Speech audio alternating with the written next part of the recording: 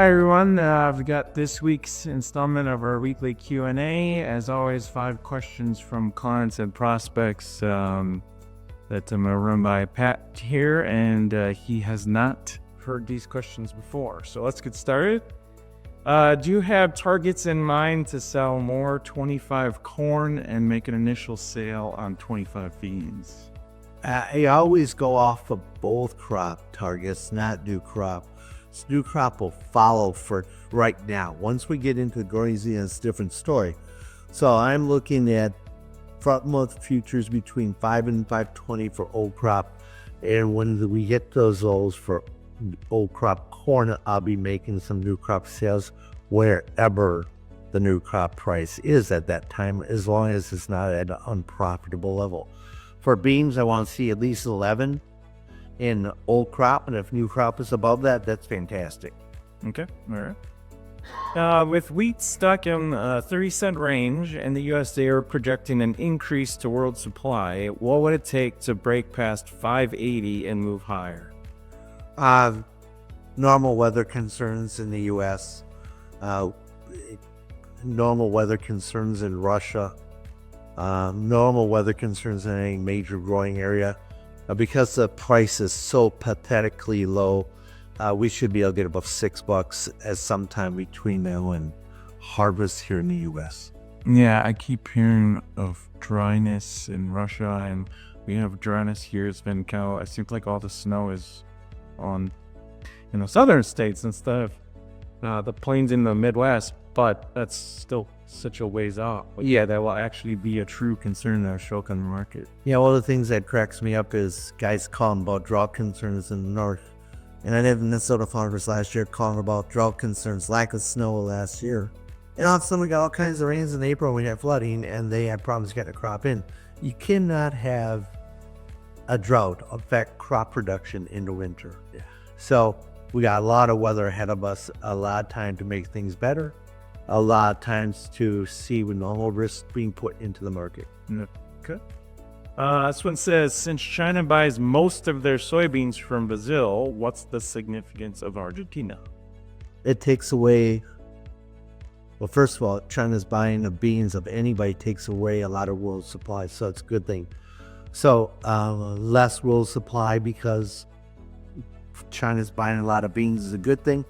Any effect that world production is cut by over in any other country like Argentina will diminish overall wool and stocks and increase price potential.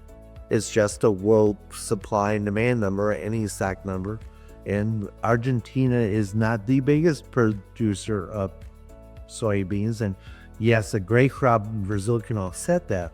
However, they're like the 4th largest producer. I was just going to add to the end, they are behind the U.S. and Brazil, the 3rd largest corn and soybean producer. So, what about China and beans? They're pretty close because they go back and forth. I think beans because China. But the bottom line is they're right up there. They're a big producer. Exactly. All right. What are your acres projections for U.S. corn and soybeans for 25? Oh, I think we're going to see 94 million acres of corn planted, 88 million harvested.